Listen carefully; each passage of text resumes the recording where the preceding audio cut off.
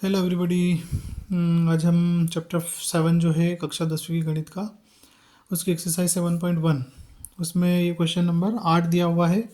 ये भी very IMP question है और निश्चित रूप से ये हो सकता है आपको देखने को मिले परीक्षा में। तो आइए इसको हल करते हैं। प्रश्न क्या कहता है, y का बहुमान ज्ञात कीजिए जिसके लिए बिंदु P जो कि 2, -3 और Q जो है 10, y के बीच की दूरी 10 मात्रक है। ठीक है, तो देखिए दोनों बिंदु हमने यहाँ पर शो किए हुए हैं। ये बिंदु P है और ये बिंदु Q है। इन दोनों के बीच की दूरी 10 मात्रक दी है, तो 10 मात्रक हमने शो कर दिया है। बिंदु P आपको 2, -3 दिया है और बिंदु Q आपको 10, y दिया है। ठीक है, अब बहुत ही सिंपल है, इसमें क्या करना है हमें, तो दो बिंदुओं के बीच की दूरी का सूत्र हम यहाँ पर लगाएंगे जो कि है आपका, ये दो बिंदु PQ है तो PQ हो जाएगा दूरी। तो इसमें वैल्यू रखेंगे हम, तो क्या मिलेगा, PQ बराबर वर्गमूल में आपका,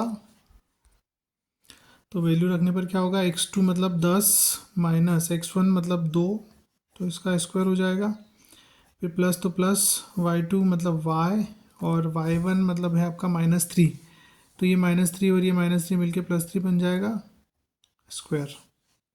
ठीक है, इसको हम हल करेंगे। देखो PQ की वैल्यू आपको दे रखी है 10 मात्रक, तो यहाँ पे हम क्या करेंगे, इसको 10 रख देंगे PQ को, बराबर वर्गमूल में आपका क्या है, उसको हल कर लेंगे। 10 में से 2 जाएंगे तो 8 का वर्ग हो जाएगा और प्लस y+3 का स्क्वायर। अब यहाँ पर हम क्या करेंगे, दोनों पक्षों का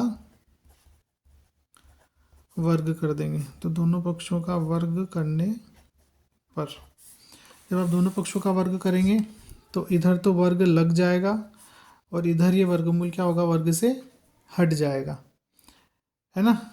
चाहे तो आप ऐसे लिखें इसको कि 8 का वर्ग 64 प्लस y+3 का स्क्वायर, और इसका हमने क्या कर दिया, वर्ग लिख दिया।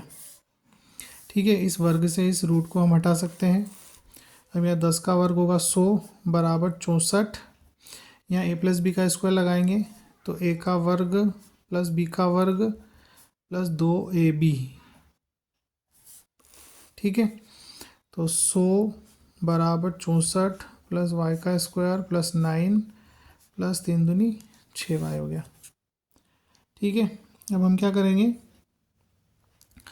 इस 100 को वहाँ भेज देंगे, तो 100 को भेजेंगे तो यहाँ 0 बचेगा।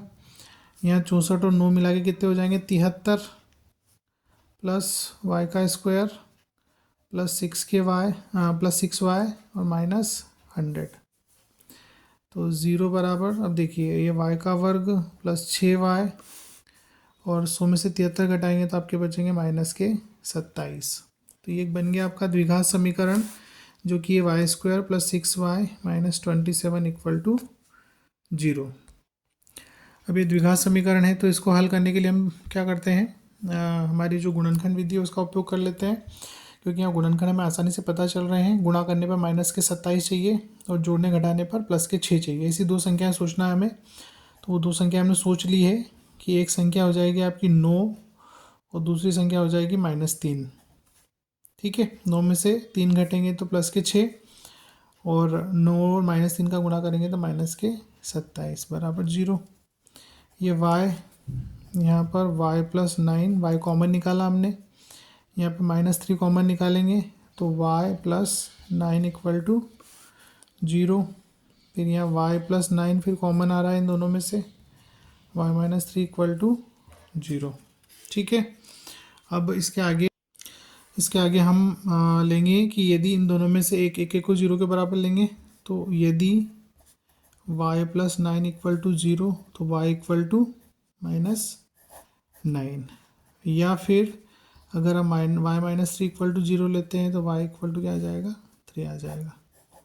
तो y के दोनों ही मान संभव है यहाँ पर, है ना, या तो वो -9 हो या फिर वो +3 हो, जिसके लिए इन दोनों बिंदुओं P और Q के बीच की दूरी क्या होगी, 10 मात्रक होगी। समझ गए, तो हमारे जो उत्तर है वो या तो y इक्वल टू -9 या y इक्वल टू 3, दोनों ही वैल्यू पॉसिबल है। तो आशा करता हूँ आपको समझ में आया होगा, और ये निश्चित रूप से 3 नंबर में आपसे पूछा जा सकता है, तो इसकी तैयारी करें अच्छे से। वीडियो को लाइक करें, चैनल को सब्सक्राइब करें, मुझे सपोर्ट करें और इस वीडियो को ज़्यादा से ज़्यादा शेयर करें। Thank you.